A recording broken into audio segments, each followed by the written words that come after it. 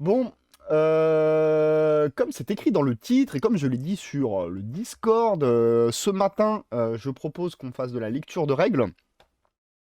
Mais donc, c'est le chat qui va voter si on fait de la lecture de règles de Ami, si on finit le Ami, ou si on commence Nécropolis, histoire d'avoir encore plein de projets en retard et d'accumuler les projets. Donc ce matin, c'est la démocratie, hein, vous choisissez. Hein.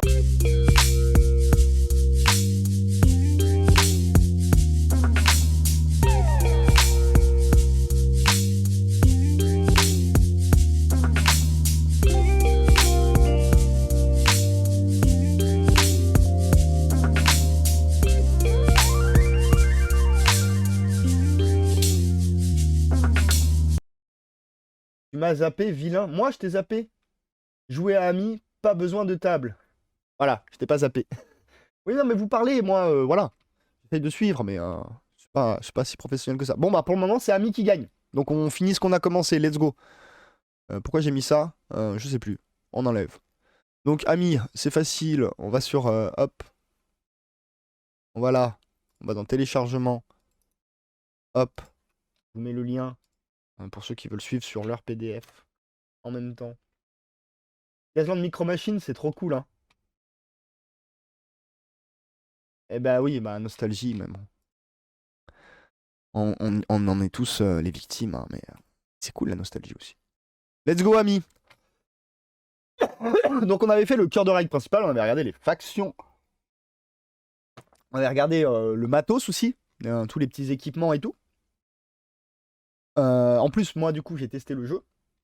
Donc j'ai bien aimé l'expérience. C'était dynamique, assez fluide. Et je pense qu'il y a tout un truc à faire avec les jeux de cartes qui te donne une autre dimension au jeu une fois que tu maîtrises un peu la question de la pioche et tout ça. Piou, piou, piou, piou. Puis il est quelle heure? Il est 27. On a mis 30 minutes pour dire des conneries, c'est parfait. Donc on allait arriver sur les unités spéciales, là, les légendaires, que tout le monde veut déjà jouer alors que personne n'a joué les factions classiques. Mais c'est pas grave. Sort et objet magique, on l'a fait. Poup, poup, poup. Module 1. Jouer des personnages spéciaux. Voilà, on en était là. Donc du coup, hop, hop, hop.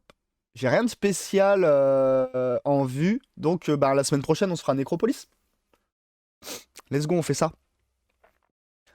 Ah, si, en attendant, pour ceux qui sont pas patients.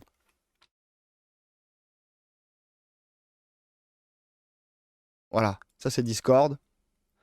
Il y a le Discord de Nécropolis. Vous allez, je vais vous mettre le lien. Hein. Mais vous allez dans, comment ça s'appelle? Je crois que c'est Rule Chat, ouais, je suis déjà dedans. Vous remontez, vous remontez, vous remontez, vous remontez. Là, il y a le bonhomme qui est là. Là, vous voyez, il y a les pingouins. Ok, on remonte, on remonte, on remonte. Là, il y a un premier PDF, c'est du lore. Et ben, on remonte juste au-dessus. Il y a une version VF de Necropolis. Donc, je vous partage le lien pour ceux qui n'ont pas le Discord. Par contre, c'est que sur le Discord pour le moment. Inviter des gens, on peut. Copier. Donc, c'est un lien temporaire, je crois qu'ils sont pas patients en commu. Hop. Et voilà, pour les pas patients, rule chat. Le channel, c'est rule chat. Et vous allez trouver la VF. Nécropolis perd la chaise. Go. Voilà. Mais on en parle la semaine pro, promis. Moi, j'ai vraiment kiffé le jeu. C'est bien mon dada. Puis j'aime bien les zombies. Moi, j'aime la mort. La mort, c'est cool. Je suis sombre, je suis goth, grave. En plus, je suis malade comme un chien, donc la mort, ça me parle. J'ai grave la mort. Puis j'ai pas de salaire, donc j'ai grave la mort. Enfin bref. Alors, jouer des personnages spéciaux. Donc vous vous rappelez, hein, il y avait les amis, il y a les anciens, il y a les jeunes.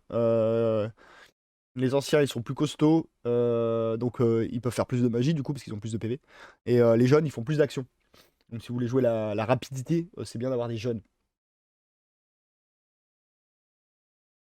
Un jeu pour tuer des morts. Ouais, alors tu tues des morts, mais ils reviennent. Non, mais c'est super dynamique. Non, mais on en parlera la prochaine fois, je vais pas m'écarter. Là, on est sur Ami. Mais Necro, j'ai bien, bien kiffé. Et puis ceux qui faisaient les démos, ils étaient bien, bien cool aussi. Bah, c'est eux d'ailleurs qui ont fait la table Micro Machine. Et ouais. Bref, j'espère qu'il y aura une bonne petite commu française parce que c'est trop cool comme jeu. Puis 40 par 40, c'est trop bien comme format. Enfin bref, je m'écarte. Donc, les modules sont des règles supplémentaires permettant d'augmenter les possibilités du jeu et donc l'expérience ludique. Mais quelle belle tournure de phrase, Samy. J'adore. Il y a au moins 3 mots que mes élèves ne connaissent pas. Alors, amis légendaires. Certains amis ont développé des capacités uniques et sont devenus des légendes, comme Ayam. Ils sont influencés... Ils ont influencé plus que tous les autres la saga des amis. Donc on va les retrouver dans le lore et dans l'histoire, je suppose. Leurs rapports aux humains sont complexes, beaucoup plus dans l'interaction. Ok. En termes de jeu, les amis légendaires sont anciens, donc c'est pas les jeunes. Leur bonus d'essence est déjà pris en compte dans leur description. Donc vous vous rappelez, normalement on prend un ami, et si c'est un ancien, on lui rajoute de l'essence, donc des PV, et de la magie, en gros, en simplifié. Et si c'est un jeune, on lui rajoute une action. Sauf que là, c'est forcément des anciens, et donc les PV en plus sont déjà inclus, donc vous rajoutez pas par-dessus des PV. Et si vous affrontez un autre joueur de ami qui rajoute par-dessus des PV, vous lui dites tricheur, nul, zéro. Tu as faux, t'as mal lu les règles. Alors, le jaune, c'est une référence au Yellow King ou pas? Est-ce que c'est Cthulhu, hein? Necropolis, c'est un jeu de gitan. Pourquoi on va manger tes morts? Elle est bonne celle-là. Oh putain, je vais faire les Lopez en zombie. Ah, ça va être incroyable. Oh putain, c'est parti, il y a la conversion, c'est parti là. On est foutu, on est foutu. Faut faire du loot box pour les figues amis. Avec des commons rares, une chance sur 100 d'avoir un légendaire. Eh, ça peut être un mode économique, hein, mais bon, Samy est plutôt dans le mode je fais les prix les plus bas pour être gentil. Et pas dans le mode il vous arrache le pognon. Mais il devrait peut-être, hein, parce que pour contrôler et dominer le monde, il va falloir un petit peu voilà, prendre les gens pour des vaches à lait, s'il te plaît, Samy, hein. Sinon, on va pas réussir à créer notre armée. C'est pour ça que je ne joue pas, je ne comprends rien en règles. Non, mais en plus, pour le coup, vraiment, je le disais par exemple pour MCA, je le dis aussi pour Necropolis, à mon avis, même s'il y a une petite complexité et tout, une petite subtilité, je pense que c'est pareil pour Ami. Ce sont des jeux qui ont une complexité interne, qui ont, enfin, comment dire, une richesse interne en termes de stratégie, mais qui ont réussi à avoir des règles très simples et fluides. Donc c'est vraiment des... alors peut-être pas MCA pour le coup, même si il est simple et fluide, mais Ami, je pense vraiment que c'est un jeu qui peut faire plaisir aux joueurs de figurines aguerris, mais également être une bonne source d'initiation pour des joueurs un peu moins aguerris. C'est le boulot de Minus. Il n'a pas le Startup Nation mindset. Bah, c'est pour ça qu'il y a Minus, ouais, effectivement. C'est Minus qui veut contrôler le monde. Ah non! Ah non, c'est Cortex qui veut contrôler le monde. Mais ils ont pas de Cortex, ils ont que ils ont l'esprit. Du coup, Saga des Murmures, c'est ASMR friendly ou pas, au fait? Ah, je sais pas. Est-ce que tu vas nous faire des audio podcasts ASMR sur le lore? Faut demander la lecture à PG en ce moment. Ouais, c'est vrai qu'il a toujours pas retrouvé sa voix. Faudrait qu'il nous fasse un petit ASMR. Bah moi je vous lis les règles, faudrait qu'il vous fasse un ASMR du lore. Je sais pas s'il va passer aujourd'hui. Il avait demandé s'il y avait live aujourd'hui, mais je suis pas sûr qu'il va passer. Il doit récupérer ses stères de bois ou je sais pas quoi. Donc bref, jaune, donc c'est lumière et eau. Ah, eau ça me plaît parce que eau c'était une team très mobile. J'aime bien ça. Et la lumière, donc c'est le jour. Abordant les marques de couleur jaune, ce ami de la caste des pisteuses. Ok, donc pisteuses en plus c'est déjà des rapides. Et le fléau des prédateurs, souvent accompagné d'autres pisteuses. Elle repousse régulièrement les vagues d'invasion les plus grosses. Donc il est discret et agile. Alors pour rappel, discret, tu peux te cacher même si t'es pas au contact d'un décor. Tu m'arrêtes si je dis des conneries, Samy. Et agile, c'est un bonus au combat là. Tu peux regarder les cartes de l'autre avant. Alors je sais plus si c'est au corps à corps ou si c'est... Oui, c'est au corps à corps. Tu regardes la carte de ton adversaire qui t'attaque avant pour choisir ta défense. C'est vachement pratique comme bonus. Et c'est une règle toute simple. Il y a plein de règles comme ça dans la mix, je trouve assez cool. Elles sont très simples. Alors, sort et objet. Il a un masque de chasse. Oh, je me rappelle plus ce que ça fait, les masques de chasse. On va tout regarder à chaque fois ou pas? Masque de chasse, c'est bon, c'est à côté. Ignore les couverts quand il tire. Voilà, c'est fort. Donc il tire, ouais, à 3 brindilles, c'est pas mal. 5 d'essence, c'est pas mal du tout. Par contre, 15 de mouvement, c'est pas très très rapide. Bolas. Le jaune peut une fois par partie utiliser un projectile bolas. On utilise les mêmes caractéristiques que le lanceur des anciens, d'accord. Le joueur doit annoncer son utilisation avant l'action de tir. Il fait perdre au moins une essence à sa cible. Ok, ça c'est gratté. Celle-ci ne pourra faire aucune action lors de sa prochaine activation, ni recevoir une action grâce au pouvoir d'un compteur. Ok, c'est un stop quoi, c'est toi tu joues pas. C'est pas mal. C'est fort. C'est très fort. Ça vaut 3 points. Ah oui, on va regarder les anciens amis pour faire des comparaisons. Euh, On remonte, on remonte. Choisir un ami. C'est où les points? On joue en 9 points, ok. Donc déjà 3 points, ça fait beaucoup. Les guetteurs, c'est 3 points. Les pisteurs, c'est 2 points. Donc ça vaut 1 point de plus qu'un pisteur classique. Les gardiens, c'est 2 points. Les compteurs, c'est 3 points. Donc ok, bah 3 points, c'est pas très cher en fait. Pour un personnage, du coup, on peut se dire. Donc il est pas très cher. Et c'est un bon tireur qui fait un stop. C'est pas mal, hein. C'est pas mal comme personnage. Donc son lanceur, il a lanceur des anciens, munitions 5, 3 brindilles, ok, règle spéciale. La cible du lanceur des anciens ne peuvent pas utiliser la règle robuste. Alors que la règle robuste, c'est du coup la règle qui est l'inverse de agile. C'est-à-dire quand on te fait tirer dessus, tu regardes l'attaque de ton adversaire avant pour choisir ta défense. Un point de plus qu'un ami classique pour les légendaires. Ah ouais, donc ça va, c'est pas très cher. Donc c'est intéressant quand même de jouer les légendaires. Au vu de leurs règles. Par contre, ça oriente ton gameplay, mais bon, ça c'est cool.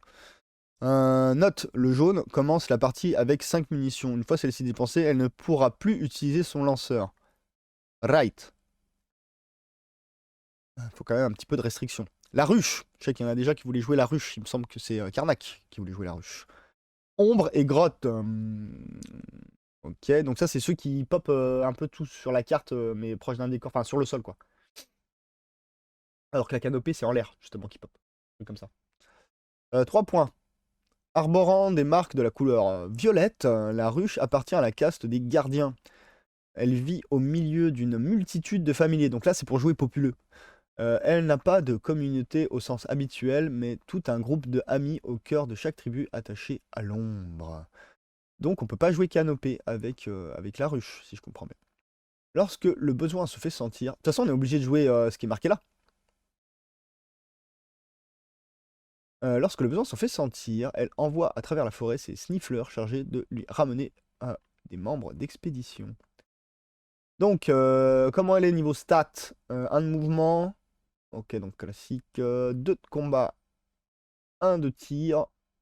Et 6 d'essence. Donc c'est un gros machin quand même.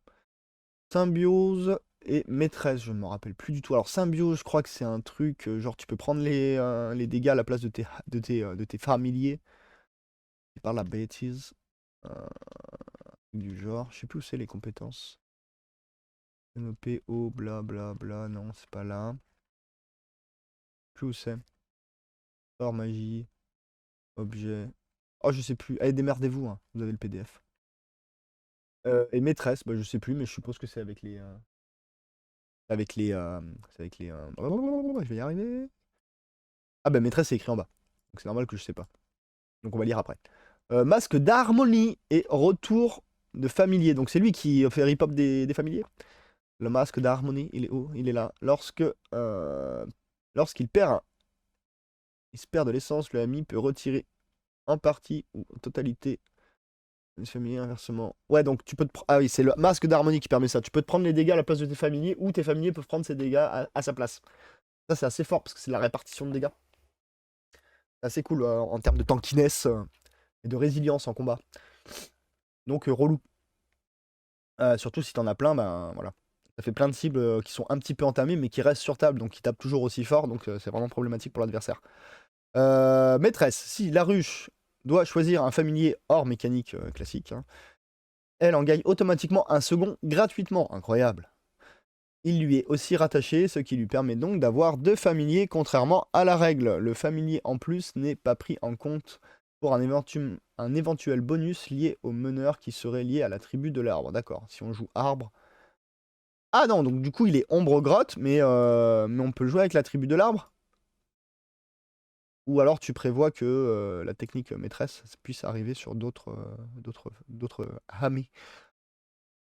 L'œil, qui fait partie de l'herbe et qui vaut 4 points, donc lui, il est chéro. Il est chéro. Arborant la marque de couleur noire, l'œil appartient à la caste des compteurs. Bah, les compteurs sont de 3 points, donc comme nous disait Samy, c'est 1 point de plus à chaque fois, les légendaires. Il est le premier ami à avoir pris contact avec le professeur Forrester. Alors le professeur Forrester, c'est celui qui nous raconte le lore. Il est probablement le plus ancien des amis à parcourir la taïga. Incroyable, c'est le plus vieux des amis. Du coup, je suppose, j'ai pas vu, mais on peut pas cumuler les amis légendaires, on peut en avoir qu'un de chaque. D'accord. Ombre obligatoire, après arbre ou autre possible pour les membres de la communauté. Ok. Donc on peut très bien jouer ombre, enfin on peut jouer lui là, ombre grotte, avec des amis ombre arbre, ombre eau, y a pas de problème. Je comprends ce que nous dit Samy. Blablabla. Donc un de mouvement classique, un de combat, pas forcément fait pour ça, 2 au tir, donc lui c'est plus un tireur, 6 d'endurance, c'est pas dégueulasse. Il est télépathe et mon protégé. Localisation, brume, sac à poussière. Ah, il a 2 sorts et un. Alors, brume, je crois que c'est pour mettre un couvert. Localisation, c'est justement pour pouvoir tirer sur n'importe qui, même s'il est à couvert. Sac de poussière, je sais plus ce que c'est. Au début du tour, désignez un ami allié. Ce dernier gagne discret et robuste jusqu'à la fin du tour. Ok, donc lui, c'est vraiment. Si vous avez peur de vous retrouver face à une team qui a du tir, lui, il est là pour ça, quoi. Si la méta, ça devient gunline, lui, il casse la méta gunline, quoi. Bon, après, est-ce que c'est juste de parler de méta sur Ami? Mais si, on va faire des tournois super compétitifs. Moi, je dis tournoi de Ami au French War Game Day 3. Bon, allez. La montagne A de Westeros. Herbe, 4 points. Arborant des... Ça coûte cher l'herbe, dis donc, hein. C'est l'inflation, c'est ça? Arborant des marques de couleur verte, il s'agit du plus grand membre de la caste des guetteurs, faisant presque le double de ses semblables. Right, donc là, faut mettre grosse figurine. Ouais, bon, 8 d'essence, c'est balèze. 3 de cac, ok, bon, lui, bah, c'est la montagne, hein, il va taper. Il est robuste, donc il a pas trop peur des tirs, et avalanche, on va voir après. Ralentissement, masque de magie. Je les ai au-dessus, les masques, est-ce qu'il y est, là? Ah, sac de poussière, c'était quoi? Ouais, ça permet de se cacher aussi, ouais, c'est bien ce que je pensais. Masque de magie. Le ami peut choisir un sort. Ok, donc il peut avoir un sort, c'est cool.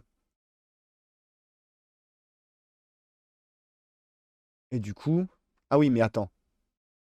Il a ralentissement grâce à son masque de magie. Donc t'as pas le choix du sort. Donc tu es obligé de prendre ralentissement. Et ralentissement, c'est une action de tir. Le lanceur perd une essence, puis désigne un point sur la table de jeu à un maximum de 2 brindilles. Ah oui, c'est... ouais. C'est un... C'est un -1 action de zone. C'est pas mal. Ça fait bien chez les stratégies, surtout pour les jeux à objectif et tout ça. Bah, il a l'air pas mal, lui, dis donc. Mais bon, il coûte un peu cher. Avalanche, lorsqu'il charge, s'il en a la possibilité, la montagne peut rentrer en contact avec 2 adversaires au lieu d'un. Ok, il en tape plusieurs. Ouais, non, c'est le mec qui va en mêler, quoi. Il gagne une action cognée gratuite contre les deux. Ouais, il met des torgnoles. De plus, si à la fin du combat qui suit une charge contre un ou 2 adversaires, il se trouve sans adversaire au contact, donc s'il les a butés, il peut gratuitement faire une action de mouvement, mais pas de charge. Il peut aussi dépasser le nombre de marches limitées. Ah ouais, donc en gros, pierre qui roule n'amasse pas mousse. Voilà le concept. Après, on a qui? On a 2 faces, donc chez la canopée grotte. Ça, c'est intéressant comme mélange. 2 faces, le chevaucheur. Ah mais ouais, du coup, ça explique le nom. 2 faces. Alors, arborant des marques de couleur blanche et noire, c'est le Ying et le Yang. Chevauche un étrange familier. 2 esprits amis dans un même corps. Issus tous les deux de la caste des gardiens. L'un de lumière, l'autre de l'ombre. Ce ami n'est jouable dans la communauté de lumière ou de... ce ami est jouable dans les communautés de lumière ou de l'ombre. Il fait ce qu'il veut. Il téléporte, c'est très fort. Pierre d'aspiration, je crois que c'est vampirisme, quoi. Lié, bien qu'il soit un familier, bien qu'il soit sur un familier, de face peut utiliser cet effet, peut utiliser les effets des cartes combat, d'accord. Double jeu. S'il accompagne une communauté liée à la lumière, il ne peut pas utiliser ses capacités téléportation et liées, ok, pendant une période de nuit et inversement. Ok, donc, en gros, en fonction de la team où il est efficace sur le moment de la partie ou de la team. C'est-à-dire que si votre team c'est une lumière, votre gars il est très efficace pendant le jour. Si votre team c'est une ombre, il est très efficace pendant la nuit. Désolé, hein, je suis malade. Je suis désolé. Bon voilà. Donc ça c'est les spéciaux. Donc moi personnellement j'aime bien les trucs mobiles et tout. Donc j'aime bien le jaune. En plus il est pas cher. Puis il vient mettre un stop. Un stop c'est très intéressant. Après bon la montagne c'est rigolo d'aller casser des gueules. Mais je crois, bah la ruche aussi, c'est pas mal, hein. La ruche d'avoir. Mais après, faut vouloir jouer familier, quoi. Parce que les familiers sont pas non plus. Enfin, ils sont intéressants, mais faut les voir plus comme des outils. Ils sont vraiment très spécialisés dans un truc, ils sont pas très costauds. Mais après, bien géré, ça peut être super intéressant. L'œil, je le trouve très intéressant, mais si vous êtes face à du tir, bah par exemple, vous jouez contre un mec qui joue la montagne full cac, votre œil, bah vous êtes un peu dégoûté. Ah, tu tousses avec moi en soutien moral pour Grand-Père Nurgle. Grand-Père Nurgle, le seul vrai gentil de l'univers de Warhammer. Tout le monde le sait. Nous sachons. Euh, il ne fait que des cadeaux, finalement. Il est gentil. Je sais pas. Ah, je suis bien tenté par le jaune. En plus, je suis bien tenté de faire un haut. Après, le chevaucheur, ça a l'air rigolo aussi à voir. Parce que le chevaucheur, ah oui, j'ai pas regardé les stats. Oui, mais il bouge un peu plus vite. Et moi, j'aime bien la mobilité. Il s'est tiré, il s'est tapé. Ouais, il sait un peu tout faire. C'est quand même assez intéressant. Par contre, voilà, t'es très dépendant des cartes que tu vas tirer, donc faut voir. Après, moi, je suis quelqu'un d'assez chanceux, donc ça peut marcher ce genre de jeu avec moi. Alors, carte stratège. Donc là, ça va rajouter un petit peu plus. Donc moi, j'ai pas pu tester ça en démo parce que ben, Samy forcément a retiré 2-3 règles pour que les démos soient plus fluides et rapides. Mais on va voir ce que ça rajoute comme dimension au jeu. Parce que déjà, je vous disais qu'il y avait une dimension avec les cartes déjà de combat et la façon dont elles sont remises dans la pioche, parce que vous remélangez pas systématiquement dans la pioche, dans la bille. Genre, quand vous choisissez vos cartes combat, par exemple, vous avez 3 en combat, vous piochez 3 cartes, vous allez en prendre qu'une. Bon, bah, les 2 autres cartes, vous allez les remettre dans l'ordre de votre choix, du coup, et sous la pioche. Donc, du coup, si vous vous rappelez de ce que vous avez déposé sous la pioche, vous pouvez un peu prévoir les prochains combats, quoi. Donc, voilà, faut réfléchir à ça. Et surtout, vous pouvez prendre une carte combat, mais comme vous utilisez votre main, vous pouvez prendre une carte combat dans l'optique de plus tard faire une action avec, parce que vous comptez pas utiliser celle-là. Enfin bref, il y a plein de petits trucs à faire avec ce jeu de cartes.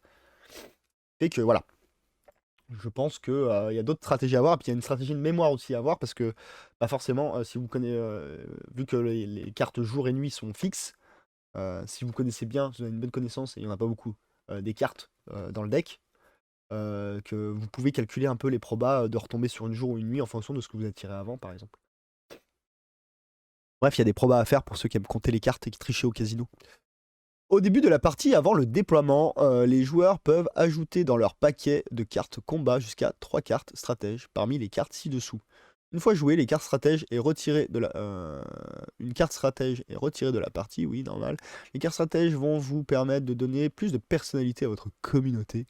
En spécialisant un peu plus son style de jeu, de plus, ce module ajoute en effet une de surprise qui peut obliger votre adversaire à revoir sa stratégie. Donc là, vu comme je le comprends, on va lire ce que ça fait, mais du coup, ça peut faire des game changers, genre des retournements de situation si c'est bien placé. Et ça, c'est intéressant qu'il y ait ça dans les jeux.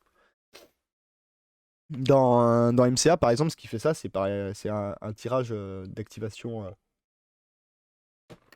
un petit peu en faveur d'un joueur ou d'un autre, des fois ça peut permettre des gros retournements de situation et ça rend la partie très intéressante, ce qui fait que jusqu'au bout c'est pas fini. Et là, ben, même si j'avoue que j'ai bien tué les figurines adverses de mon adversaire qui était Samy, la partie n'était, voilà, elle a duré sur 5 tours, on a conclu que j'avais gagné au quatrième, mais on a conclu au quatrième tour que j'allais gagner. C'est-à-dire qu'au troisième tour, rien n'était joué encore. Donc c'est quand même un jeu où ça se tient. T'as envie de jouer jusqu'au bout, tu te dis pas, bon bah c'est bon, j'ai perdu. Sauf si, bah effectivement, comme je le disais, si tu spécialises grave ta team et que t'as fait vraiment un truc anti-tir et que tu te rends compte que tu te bats contre un mec qui joue cocac, là tu peux dire, bah t'as pas perdu, mais tu dis, putain, la moitié de mes points ne servent à rien. C'est le danger de trop spécialiser ses teams hein, dans tous les jeux. Hein. Alors, fourbe, ah bah je prends, direct. J'ai pas lu, mais je prends. La fourbasse, moi j'aime ça, moi. Se joue en attaque à la place d'une carte combat, ok. Inflige immédiatement la perte de 2 essences, ouais, si tu veux assurer un kill c'est pas mal, à la cible qui doit tout de même jouer une carte dans les conditions normales. Donc du coup en plus tu lui fais perdre une carte de sa main, mais tu lui enlèves forcément ses 2 points de vie pour finir un gars. C'est pas mal du tout. C'est pas mal du tout. Je l'aurais bien mis dans mon jeu contre Samy à cette partie-là.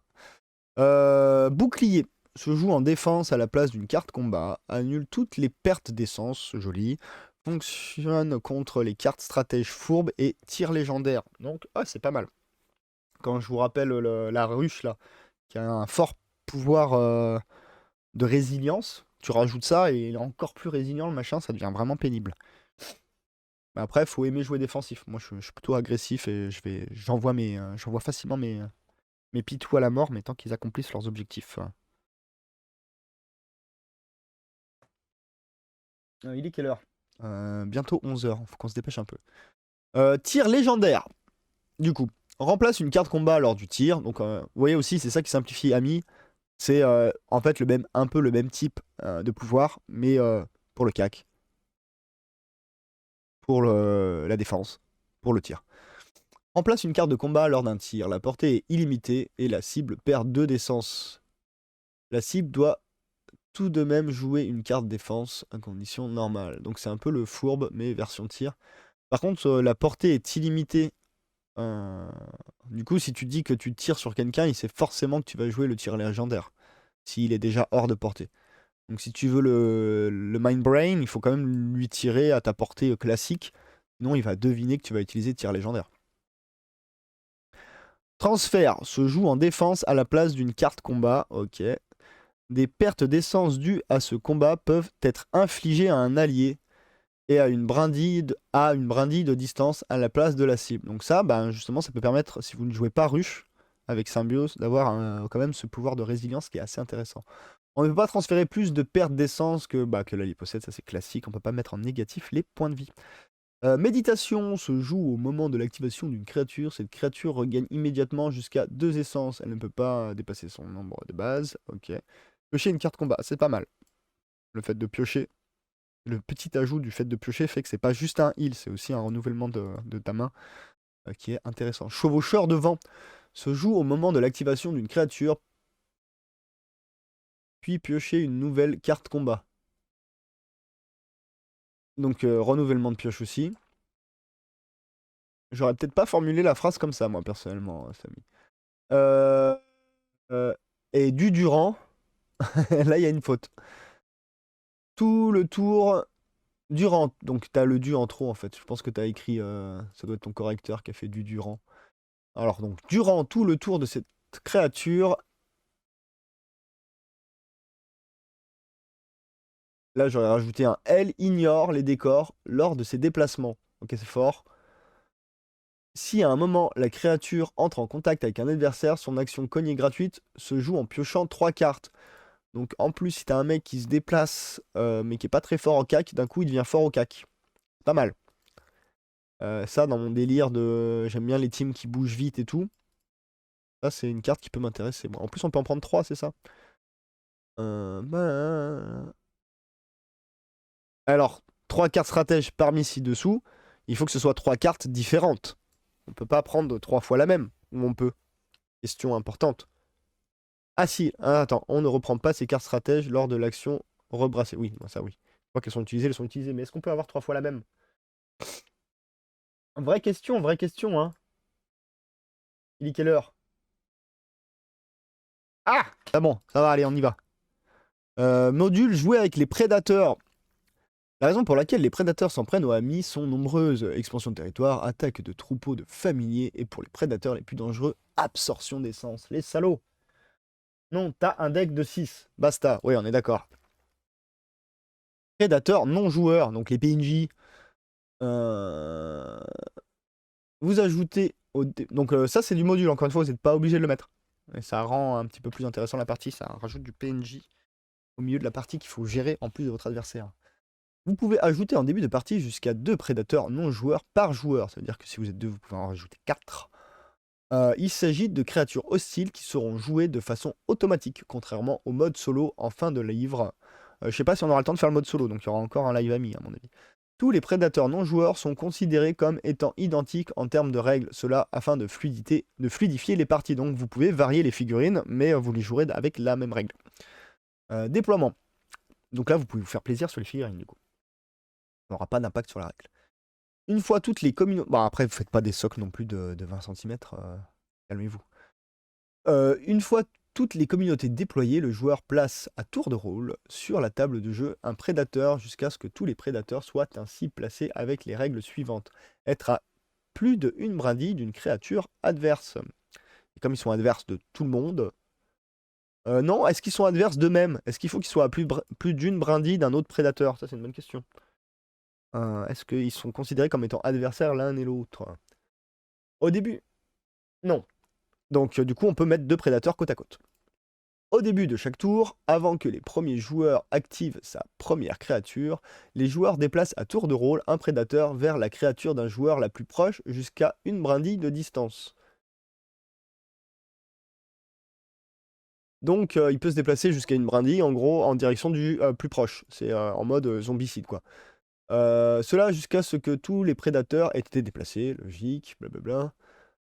Un prédateur déjà en contact ne se déplace pas, simple.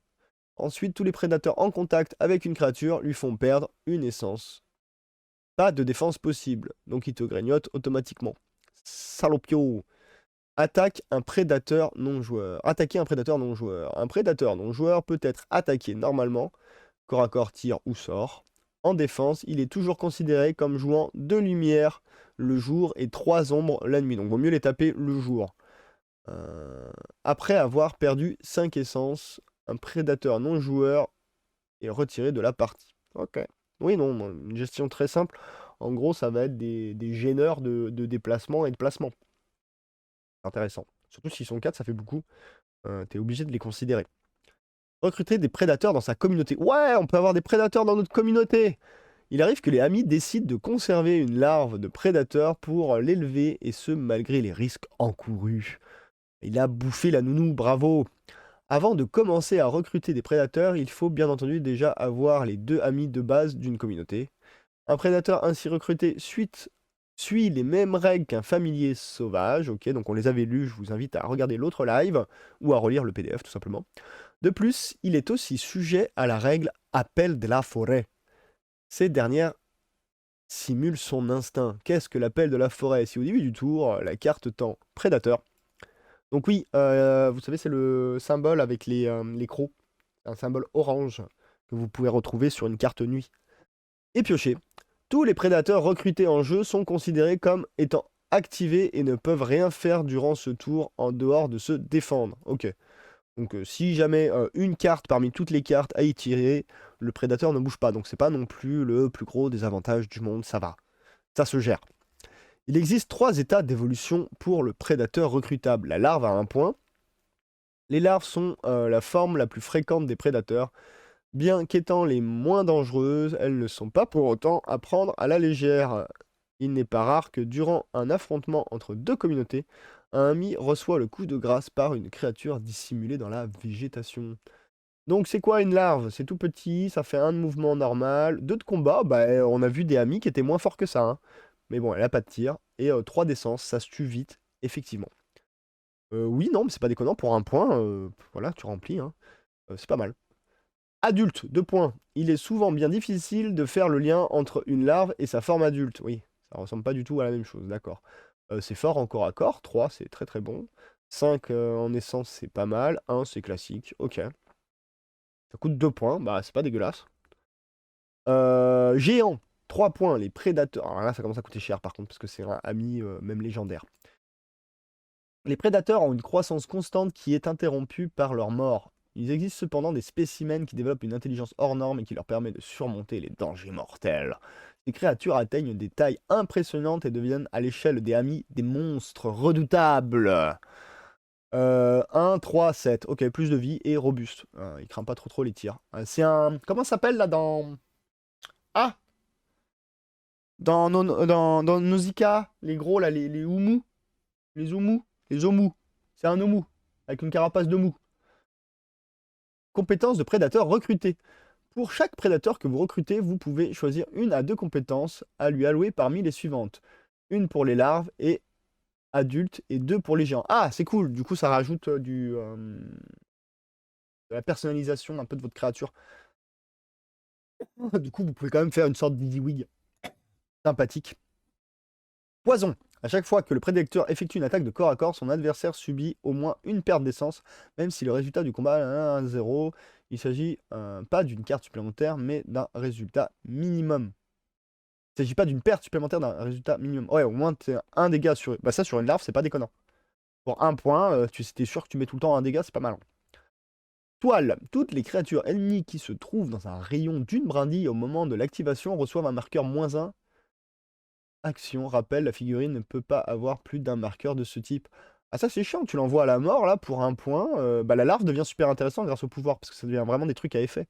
T'envoies la larve à la mort, hein, tant pis, tu lui fais faire... bah, il a 2 actions je suppose, donc tu lui fais faire 2 mouvements. Il va canner, c'est pas grave, mais s'il le tue pas, ben il perd une action et c'est très très chiant. Rapide, la caractéristique du mouvement du prédateur passe de 1.5. Alors là c'est intéressant par exemple de le mettre sur un adulte, pour qu'il aille foncer au cac, mettre des dégâts. Nocturne, à chaque début de tour, s'il s'agit d'une période de nuit, le prédateur regagne 1 d'essence. Ah, ça c'est très intéressant par exemple sur le géant. Ça le rend super tanky. Alors, carte dépendant, tirage dépendant, mais super tanky. Enfoui, le prédateur n'est pas déployé en début de partie, au début d'un des tours, en période de nuit, et avant votre première activation. Alors, le prédateur n'est pas déployé en début de partie. Ok. Donc on le met pas sur la table.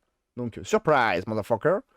Au début d'un des tours, si c'est la nuit, donc si vous piochez jour, un peu les boules, et avant votre première activation, vous pouvez le placer au niveau du sol. On le place comment? N'importe où sur la table, mais à plus d'une brindille d'un adversaire ou d'un objectif. Ouais, c'est pas mal. C'est comment ça s'appelle dans Warhammer 40 000 là? C'est la frappe en profondeur un peu. En cas d'appel de la forêt, le prédateur peut tout de même être placé, mais ne peut rien faire d'autre. Voilà. Ok. Et gluant. Une créature en contact avec le prédateur ne peut pas quitter le combat volontairement. Alors, tu mets un gluant et nocturne sur un gros, ça devient une espèce de sac à PV qui en plus t'empêche de partir, ça devient très pénible. Ça peut être intéressant. Ok, c'est bien cool, j'ai envie de mettre des prédateurs dans ma team maintenant. Enfin, j'ai au moins envie d'y réfléchir. Les terrains spéciaux, module 4, et je pense que c'est important parce que ça rend le jeu vachement plus drôle. L'interaction avec le décor, c'est important. Chaque joueur désigne un des décors, grand ou moyen, en jeu, donc pas les petits. Il choisit ensuite quelques règles de terrain spécial va lui être... Quelle règle de terrain spécial va être appliquée. Donc, champignon bleu. Lorsque le lanceur de sorts se trouve en contact avec ce terrain, il n'a pas à payer d'essence lorsqu'il lance un... Alors ça c'est très fort, hein. Ça c'est très très fort, ça. Je vous rappelle, pour lancer la magie, il faut utiliser son essence. Mais le problème, c'est que son essence, c'est les points de vie. Donc c'est très tricky de lancer de la magie. Mais là, si t'es vers un champignon bleu, t'es content. Ouh là là, c'est très très fort, ça. Champignon liane. Une créature qui quitte ce décor reçoit un marqueur -1 action. C'est très très chiant. Je rajoute ça avec une équipe de stoppers, là. Genre ma larve avec une toile, le jaune qui tire et qui dit stop. Voilà, tu dis à l'autre, non, tu joues pas, tu me fatigues, quoi. C'est très rigolo. Revenons en avant. Voilà. Champignons toxiques. Toutes les créatures, hors prédateurs, qui finissent le tour à moins d'une demi-brindille du champignon toxique perdent une essence. Ok, le classique bouffeur de points de vie. Et le lichen, le terrain devient infranchissable. Il bloque les lignes de vue, mais il est aussi impossible de s'y cacher ou de s'y déployer. Ok. Simple. Ok, bon, pas beaucoup de décors, c'est bien, on s'y perd pas. Mais intéressant. Ça rajoute de l'intérêt au placement. Surtout, ah, franchement, alors là, c'est plutôt, ça va contraindre le déplacement. T'obliger à te placer comme il faut, ces deux-là. Et là, ça va t'obliger à te déplacer.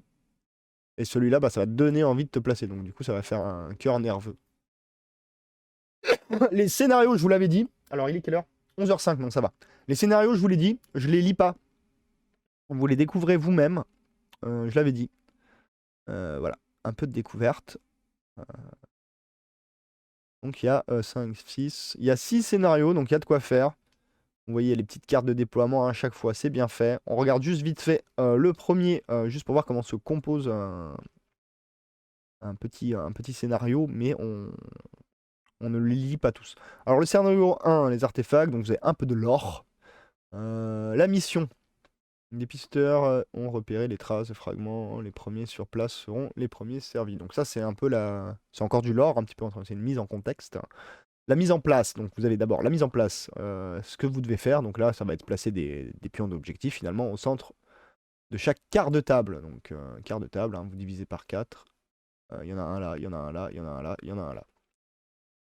Règle spéciale, ramassage de fragments. Donc quand il y a des règles spéciales, elles sont indiquées là. Donc là, je suppose que c'est comment on fait pour récupérer les objectifs qui sont placés. Conditions de victoire, ben, ça vous dit comment vous allez gagner. Et voilà. Et puis voilà, le déploiement. On regarde s'il y a d'autres trucs sur les autres. Non, voilà, c'est toujours mis pareil. Donc vous ne pouvez pas vous planter. Voilà. Donc c'est à vous d'aller regarder ça, mais la composition du scénario est très très simple. Alors, marque du golem, campagne, pareil. Il y a une campagne. Donc c'est des scénarios qui, je suppose, vont avoir un impact. Fait pour 2 joueurs. Si vous voulez jouer avec votre ami ou votre compagnon de vie. Cette campagne demande aux joueurs de prendre chacun un camp différent. Ok, les résultats de fin de partie auront une influence sur la suite de la campagne. Pareil, on va pas lire ce que ça va être des scénarios, et puis je vais vous laisser découvrir avoir le plaisir de découvrir la campagne, no spoil. Mais voilà, l'idée c'est que vous allez jouer avec votre ami, à ami, lol, et ça va avoir une incidence sur la suite de la campagne. Donc sur les prochains scénarios que vous allez faire, le résultat aura une incidence. Il y a une version longue qui est optionnelle. Entre chaque scénario, il vous sera suggéré un des scénarios du livre de règles qui s'insère parfaitement et permet d'allonger cette campagne. Donc en gros, c'est la même campagne, sauf que entre chaque scénario de la campagne, vous allez jouer un scénario classique. Ça va vous permettre de jouer un peu plus longtemps. Les factions opposées pour cette campagne sont la ressource. Pour votre meneur, impossible d'entendre parler de amis perdus, alors que la nouvelle lune approche sans entreprendre les retrouver. Ah oui, voilà. Il y a 2 factions, ça on va lire quand même. Donc c'est soit vous jouez la ressource, donc en gros votre ami veut retrouver ses copains, hein, en gros, avant la prochaine nouvelle lune. C'est sa mission, c'est son but dans la vie. Alors que le pacte, votre meneur, il y a de bien longtemps, a pactisé avec un golem. Il doit empêcher les communautés de s'approcher de la zone à la chasse de golem. En échange de cela, il n'amènera jamais l'un de vos membres. Tous ceux que vous avez posé sa marque. Ok, donc en gros, il y a les golems. On n'a pas lu de lore, mais si je comprends bien, en gros, il y a les golems qui chopent des amis. Et donc, si vous jouez la ressource, vous êtes en mode on va sauver le soldat ami. On va sauver le ami Ryan. Et si vous êtes le pacte, en gros, vous avez pactisé avec le diable, quoi. Et donc, pour pas vous faire bouffer, vous empêchez les autres de rentrer dans la zone du golem. Voilà les 2 camps pour pouvoir jouer le scénario. Donc 1, 2, 3, 4, 5. 5 scénarios. Et donc, du coup, on avait vu qu'il y avait 5 scénarios des autres, là. C'est ça. Donc, du coup, vous pouvez insérer un nouveau scénario à chaque fois. Donc, je vous laisse découvrir un no spoil. Partie multijoueur. Il y a aussi la phase multijoueur. Là, on va réussir. Hein. La rescousse, oui, c'est la e-team des amis. La partie multijoueur. Pour jouer à plus de 2 joueurs, il existe la solution souvent pratiquée dans le jeu de figurines qui consiste à répartir les joueurs dans 2 camps. Vous pouvez ainsi jouer tous les scénarios standards ainsi que la campagne de la marque du golem sans effectuer de changement. Effectivement, vous dites que vous jouez une partie de l'équipe et l'autre il joue une partie de l'équipe et finalement ça fait que du 1v1 et c'est une équipe versus une équipe. Donc c'est l'équivalent en règle de un joueur versus un joueur. Donc c'est un multijoueur aménagé ça. Mais vous trouvez tout de même, ci-d'après, des scénarios pour 3 à 4 joueurs afin que chacun puisse jouer individuellement. En vue de la taille de la table de jeu, évitez d'utiliser le module prédateur non joueur. Donc si vous jouez en multijoueur à 3 ou 4 joueurs, mettez pas de prédateur, c'est déjà assez le bordel. L'outil Samy. Pareil, on va pas lire les scénarios, mais donc du coup vous avez 1, 2. Vous avez un scénario à 3 joueurs, vol de familier, un scénario à 3 joueurs, invasion de prédateurs, un scénario à 4 joueurs, le roi de la plaine. Alors là, c'est le gros brawl, du coup. Donc vous avez, pareil que les autres scénarios, la mission, le déploiement, les conditions de victoire. S'il y a des règles spéciales, elles sont marquées. Let's go. C'est simple. Jeu en solo. Bon, du coup, on aura le temps peut-être de faire le jeu solo. Ouais.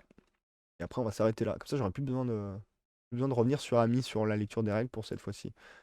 Alors, le jeu en solo pour Ami, saga de la murmure. Alors, ce mode de jeu en solo vous permet de goûter en solitaire au plaisir de faire évoluer vos créatures dans l'univers de la saga des murmures. Bon, la variété de mission dépendra des objectifs tirés au sort. La communauté du joueur doit faire 9 points, comme lors d'une partie classique entre 2 joueurs, ok. Elle affrontera des créatures non-joueurs au profil générique. Si vous êtes un joueur confirmé habitué au jeu de figurines, utilisez dès vos premières parties le module événement détaillé plus loin. D'accord. Alors la mise en place d'une partie nécessite un dé à 6 faces. Il n'y a pas de dé dans Ami, mais pour jouer en solo, il faut un dé. Qui n'a pas un dé à 6 faces, nom de Dieu. Diviser la zone de jeu en 4 et déterminer celle qui sera votre zone de départ. Donc en 4, hein, vous savez, c'est simple, hein, vu que c'est un carré, c'est une croix, passant par le milieu de chaque côté et le centre de la table, et vous avez donc 4 parties. Vous le saviez déjà, mais je le redis. Donc du coup, vous en choisissez une qui sera la zone du joueur. Pour chaque zone, lancez 2 fois le dé à 6 faces. Chaque résultat vous indique la taille d'un des décors à y poser. Okay. De 1 à 3, vous mettez un petit décor. De 4 à 5, vous mettez un décor de taille moyenne. Et de 6 à 6, vous mettez un gros décor. 1000 excuses. Au centre, peut-être sur ou dans un décor. Des 3 zones qui ne sont pas celles de départ, placez un pion objectif dont vous déterminerez la nature en lançant un des 6. Ce sera soit un œuf, soit un artefact, soit un ami perdu. Alors, du coup, vous prenez votre terrain, vous le divisez en 4, vous choisissez là où vous allez commencer à jouer. Donc vous choisissez votre carte terrain. Ensuite, vous tirez 2 fois un dé de 6.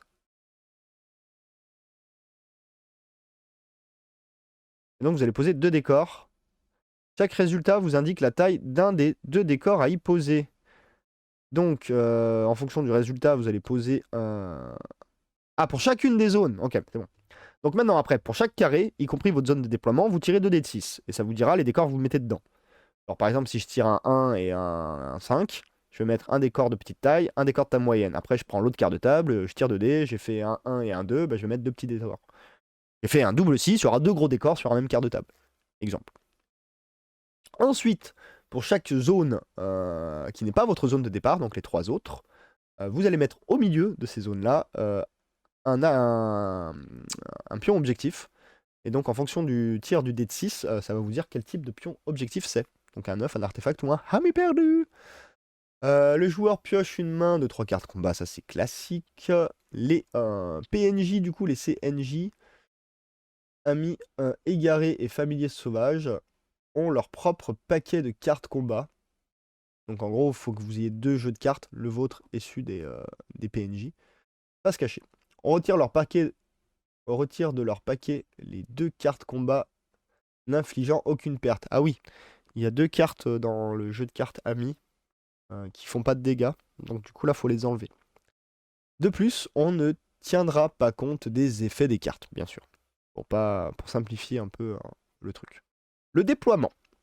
Il faut encore un dé à 6 faces. Lancez un dé à 6 faces pour déterminer si le joueur place ses figurines avant ou après les créatures non joueurs.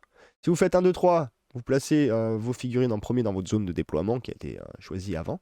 Si vous faites 4, 6, ce sera les PNJ qui seront placés avant.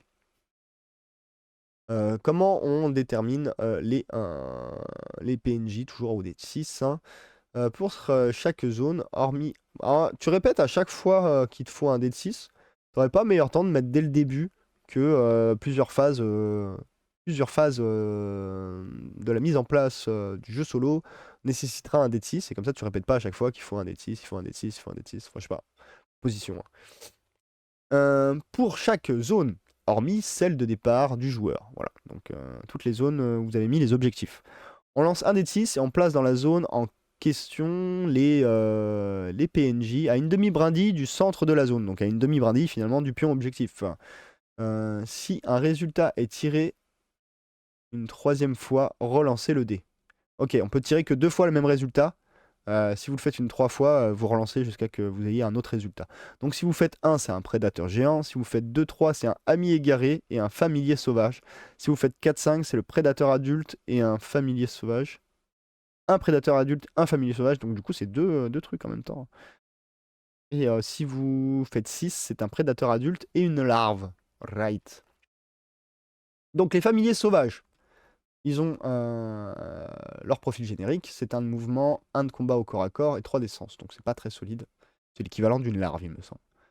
Si, par contre, ils sont sauvages. Si lors de sa première action cognée du tour, il fait perdre au moins une essence à sa cible, et que cette dernière est toujours en jeu, donc s'il n'a pas buté, quoi, il peut gratuitement refaire une action cognée qui ne compte pas dans le nombre maximum autorisé par tour. Donc il peut taper plein de fois. C'est pénible. Égaré, faut pas se faire engluer par un familier sauvage du coup. Un ami égaré. Un ami égaré a 1 de mouvement, 2 de combat au cac, 2 de tir et 6 d'essence. Donc c'est un moyen en tout. Absorbeur ne peut pas être la cible de sort, ni en recevoir les effets de quelque manière que ce soit. On peut pas faire de magie sur leur tronche. Ok. En début de partie, un ami égaré a une réserve de 2 projectiles improvisés. Il n'en ramasse pas d'autres au cours de la partie, donc il a 2 tirs possibles. Le fonctionnement des prédateurs sera présent dans la partie tour de jeu du mode solo. Ok. Oui, parce qu'ils vont être réactivés. Ok, ça marche. Donc là, on nous explique pas les prédateurs, on nous expliquera plus loin. Mission de la partie. En fonction de la nature des objectifs qui ont été tirés, donc du coup aléatoirement grâce au dé, le joueur marquera des points aventure de différentes façons. Chaque objectif peut potentiellement rapporter 1 point. Alors si vous avez tiré un œuf, l'œuf doit être transporté et sorti de la table du joueur par n'importe quel bord. Donc en gros, vous chopez le truc et vous l'amenez en bord de table.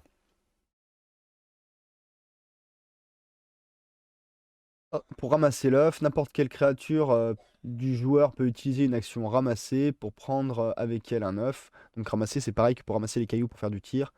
Elle peut le déposer à tout moment lors de ses activations sans aucun coup ni action. Tu peux dire, bah, je le laisse là. Si une figurine qui porte un œuf est éliminée, l'œuf l'est aussi. Attention, attention, il casse les œufs quand il meurt. Une créature ne peut pas transporter plus d'un œuf à la fois. Artefact. L'artefact doit être en possession d'une créature joueur en fin de partie.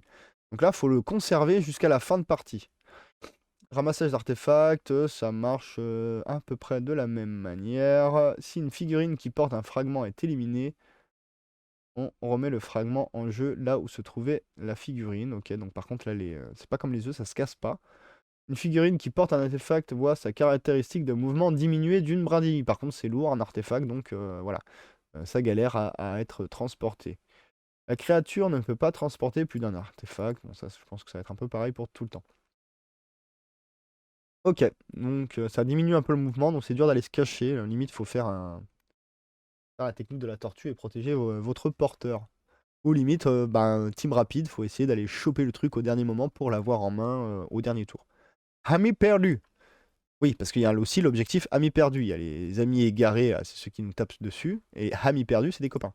Pour marquer le point de mission, une créature joueur doit être en contact avec un pion Hami perdu en fin de partie et ne peut pas être engagé au corps à corps. Donc en gros, il faut être libre et au contact du Hami. En gros, c'est de la possession de zone, c'est de la possession d'objectif. Ok. Tour de jeu. On tire une carte mi-temps, donc ça c'est comme d'habitude. L'événement prédateur prendra pour cible que le groupe du joueur, là, ils se tapent pas entre eux, hein, ils tapent pas les PNJ. De plus, tous les prédateurs regagnent immédiatement un d'essence. Alors ça c'est à l'événement prédateur, ok. Sans possibilité de passer sa caractéristique de départ. Notez, gagner à l'esprit que les prédateurs sont plus résistants. Gardez à l'esprit que les prédateurs sont plus résistants la nuit, oui. À partir du tour 2, donc vous tirez vos cartes temps hein, pour savoir si c'est le jour ou la nuit. Et si vous tombez sur l'événement prédateur, donc ce que je vous disais, les espèces de crocs orange, les prédateurs ne vont pas cibler les PNJ, ne cibleront que vos personnages. Et puis en plus, ils gagneront un d'essence. À partir du tour 2, si la période piochée correspond à la communauté lumière ou ombre, le joueur peut, au choix, rendre une essence perdue à l'une de ses créatures, refaire entièrement sa main de 3 cartes, en défaussant puis en reprenant 3 cartes de combat. Donc, en fonction, le deuxième tour, si vous tirez une carte jour et que vous êtes de la team lumière, ou si vous tirez une carte nuit et que vous êtes de la team nuit, ombre, vous pouvez choisir soit de soigner de 1 PV un de vos petits bonhommes, soit de changer votre main. Activation des prédateurs. À tour de rôle, chaque prédateur est déplacé d'une brindille d'une distance maximum vers la créature du joueur la plus proche. Donc il se dirige forcément vers vos créatures, pas les PNJ, encore une fois. Il a le choix entre plusieurs créatures du joueur à égale distance. Il choisira en priorité une figurine qui n'est pas déjà en contact avec une créature non-joueur. Donc il préfère aller taper ceux qui se baladent librement. Là, jusqu'à ce que tous les prédateurs aient été placés. Un prédateur déjà en contact ne se déplace pas, bien sûr. Cette phase, tous les prédateurs en contact avec la créature du joueur lui font perdre un d'essence en fonction de leur taille. Pas de défense possible. Donc ça, c'est exactement ce qu'on avait lu dans le module des prédateurs. Hein, c'est la même règle. Petit et adulte.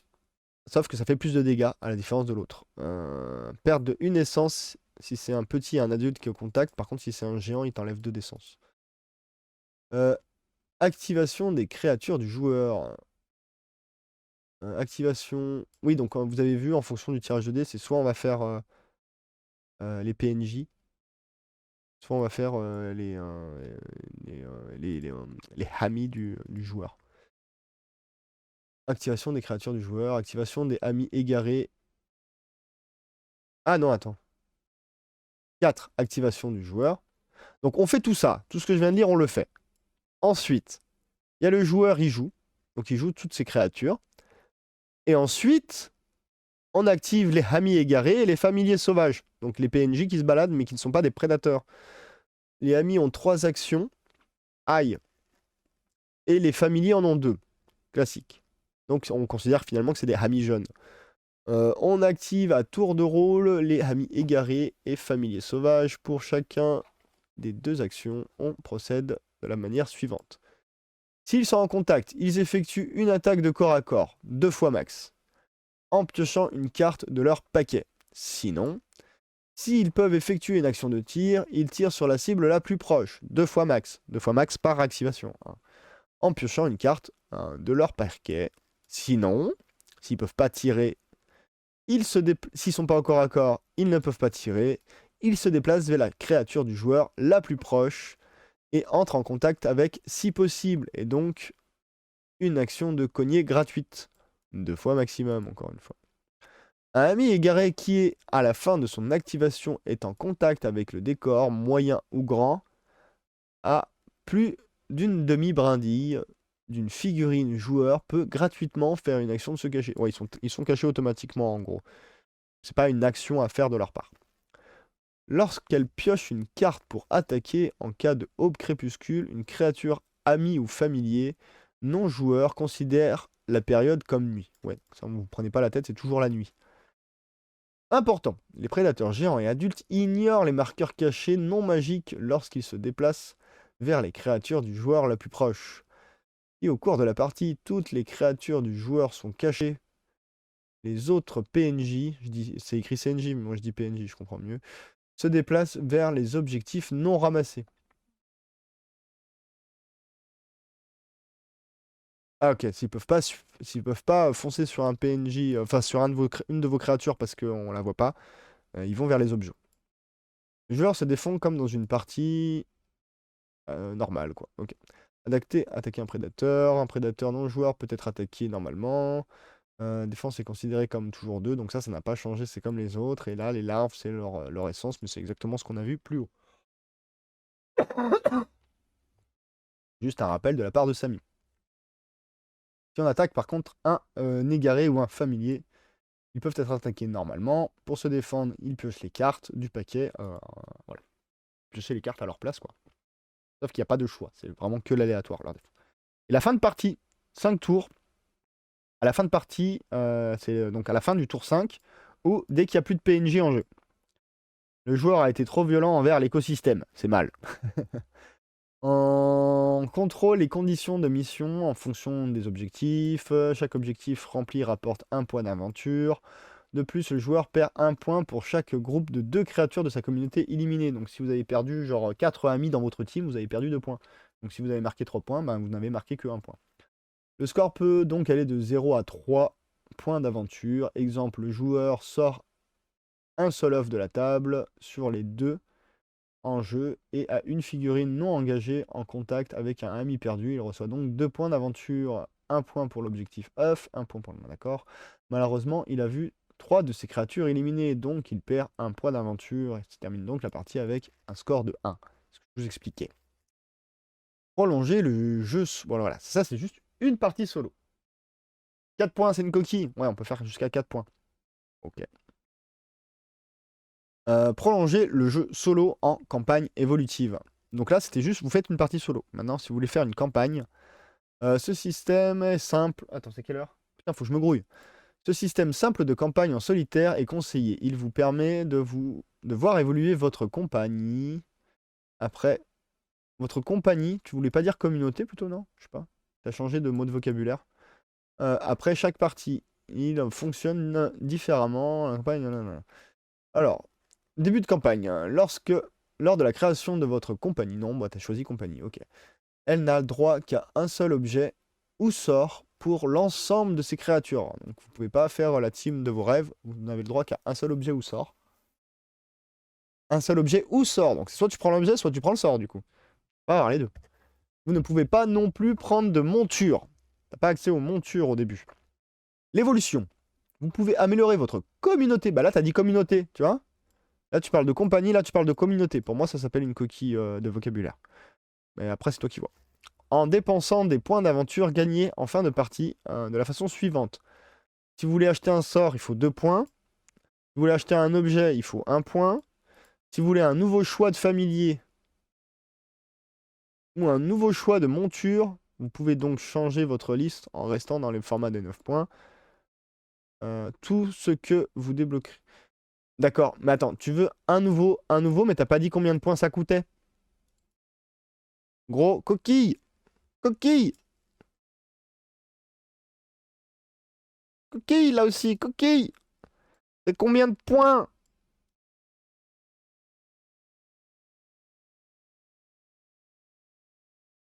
Ou alors j'ai pas compris. Ça arrive, hein, des fois je me trompe. Hein. Jusque I-point, 1 point. Mais un I-point, c'est un point informatique. Un point, ok. Donc les deux derniers, c'est 1 point. Sachez. Et ceux qui n'ont pas vu ce live ne sacheront pas. Nichet. Tout ce que vous débloquez est à mettre sur votre inventaire de compagnie et devient disponible pour les prochaines parties. Ouais, choisis, soit commu, soit compagnie, mais mettre les deux et switcher entre les deux, ça fait bizarre. Vous trouvez ci-dessous 2 modules pour le mode solo. Le module Nemesis. Une fois votre communauté bien rodée, vous pourrez avoir envie de rendre vos parties plus difficiles. Oui. Lorsque la détermination des créatures non joueurs, si vous obtenez un 1 ou un 6, relancez une seconde fois le D6. Si vous obtenez un 5 ou un 6, déployez-en plus. Déployez en plus une Némésis au centre de la table. Dégueulasse. Il ne peut y avoir qu'une Némésis par partie. Ok, donc si tu fais un fumble ou un critique, quoi, Tu rejettes le dé. Si tu fais un 5 ou 6, ben, tu rajoutes la fameuse figurine Nemesis au centre de la table. Vous pouvez utiliser la figurine de votre choix, prédateur, monture, tout ce que tu veux. L'activation de la Némésis, c'est pareil qu'un ami égaré, donc on l'a lu en haut. Et c'est quoi la Némésis? C'est un de mouvement, 3 de corps à corps, 2 de tir, 8 d'essence. Aïe, c'est un gros ami. Dès qu'une créature joueur est retirée de la partie, éliminée ou non par la Némésis, peu importe, si tu as un ami ou enfin, si t'as un copain qui crève, la Némésis regagne 2 points d'essence. En plus, elle se soigne, saloperie. Sans pouvoir dépasser son total, bien évidemment. Ok, bah ça, oui, effectivement, ça rajoute. Hein. En début de partie, il a 3 projectiles, ok. Et projection, toute créature qui perd au moins un point d'essence suite à un tir est déplacée d'une brindille en direction opposée. En gros, oui. Il tire tellement fort que tu t'envoles, quoi. Hein, si elle rentre en contact avec un décor, elle est stoppée et perd un point d'essence. En plus, il y a des points de. Il y a des dégâts de choc. Si la projection doit amener une créature à sortir de la table, elle reste au bord de la table, mais elle perd une action. C'est terrible, elle est sonnée, elle est stun. Point d'aventure, la partie se joue normalement, à la différence que si la Némésis est éliminée à la fin du tour, vous gagnez 3 points d'aventure. Oula. Le final boss, il coûte des points. Putain, c'est ennemi, il faut que je me dépêche. Module événement. Ce mode est recommandé si vous voulez que chaque partie que vous réserve des rebondissements. À chaque fois que vous éliminez un PNJ, lancez un dé de 6 et consultez le tableau. Alors, sur 1 ou 3, il se passe rien. Sur 4, transfert d'essence. La créature non joueur blessée la plus proche regagne 1 d'essence. Vous soignez un adversaire. Ok. Soubresaut. Sur un 5. Si elle vient d'être éliminée au corps à corps, elle inflige immédiatement la perte d'essence. La perte d'une essence, excusez-moi, avant d'être retirée de la partie. Donc c'est un petit baroud d'honneur. C'est pénible. Ok, très bien. 6. Renfort embusqué, remplacez le PNJ avec la totalité de son essence le plus possible au centre de la zone de départ du joueur, mais pas en contact avec une autre figurine. Elle sera jouée normalement dès sa prochaine phase. Ok, ouais, donc effectivement, ça rend le truc un peu plus compliqué. Premier sang, lorsque le premier PNJ est éliminé, ajoutez 2 au résultat de ce jet de dés. La première fois que vous butez quelqu'un, à moins de faire 1, il va forcément se passer un truc. C'est terrible. Conseil de l'auteur, donc conseil de notre ami Samy. Très joli dessin, se dit en passant. Lorsque vous déplacez les PNJ, gardez à l'esprit le plaisir de jouer. Choisissez au mieux le chemin emprunté. Soyez pas con, voilà. Hein, conseil de Samy, soyez pas con. Amusez-vous. Faites-vous du plaisir. Là, il y a la foire aux questions, n'hésitez pas à les regarder. Après, il y aura du lore, des figurines bien sympathiques. Ça, on a dit qu'on n'irait pas voir. Vous avez des petits rappels bien sympathiques aussi, des pouvoirs, de tout ça, des cartes. Là, c'est ce que je vous disais, c'est ça qui active le prédateur. Donc, c'est forcément la nuit. Vous avez les cartes combat. Et donc, voilà, c'est ce que je vous disais tout à l'heure. Il y a des cartes qui ne font pas de dégâts. Parce que là, vous les retirez quand vous jouez en solo. Les fameuses cartes stratégie. Vous avez des petits tokens en print and play. Vous avez une feuille de référence qui vous résume tout ce que je vous ai lu en ces 2 lives. Vous avez des remerciements parce que c'est important. Parce que tu as mis tes parents. Je ne sais pas. Je ne regarderai pas tout de suite. Et vous avez encore une dernière fiche là. Et du lore. Ça, c'est quoi? Et ça, c'est la 4e de couverture. Voilà. Donc, c'était la lecture de Ami. Et avant qu'on se quitte, même s'il faut que je me grouille là, parce que je suis en train de bouffer sur mon temps de repas, je vais finir par ne pas manger, ça va être terrible. Comme on est sur Ami, on va en profiter pour regarder la nouveauté. La figue de novembre. Que vous avez vu. Bon, il y a plein de jolies photos, mais vous avez vu celle-là. Celle-là, vous l'avez vue, elle est sortie. La figue d'octobre. Mais du coup, Samy m'a envoyé la photo de la figue de novembre. Je vais vous la montrer. Avant-première. Par contre, il faut que je trouve une façon de le faire. Sans que vous regardiez mes messages personnels. On va se respecter un petit peu. Hop, hop, voilà. Et donc voilà. Parce que novembre, bien sûr, c'est Halloween. Donc la prochaine figurine de Ami, Petit exclu de ce morning papoting, ce sera un ami avec une citrouille. Voilà, voilà. Bon, je vous laisse en speed là, hein. Je vous laisse en speed parce que moi, bah, il faut que je dégage. Et devoir pouvoir manger. Il va falloir que je mange, et puis voilà quoi. Enfin, je suis un être humain en fait. Et puis après, je vais au boulot. T'es un cogneur, ok. Précision de Samy. Allez, des bisous, merci d'avoir suivi le live. Et donc, du coup, bah, comme on a fini ami, incroyable, je n'y croyais pas. On se fera Nécropolis la prochaine fois. Allez, comme ça, je vous ferai un retour sur ma partie, puis après, on se fera une lecture des règles. J'espère que c'est pas trop long, parce qu'en plus, je crois qu'il y a une campagne, donc ça se trouve, on devra le faire en plusieurs fois, on verra. Et je crois pas que ce soit trop long. Donc, des gros bisous, merci à tous. Et vous avez vu, ça n'a pas bugué, donc je suis content, je suis content, je suis content. Allez, écran de fin, des bisous.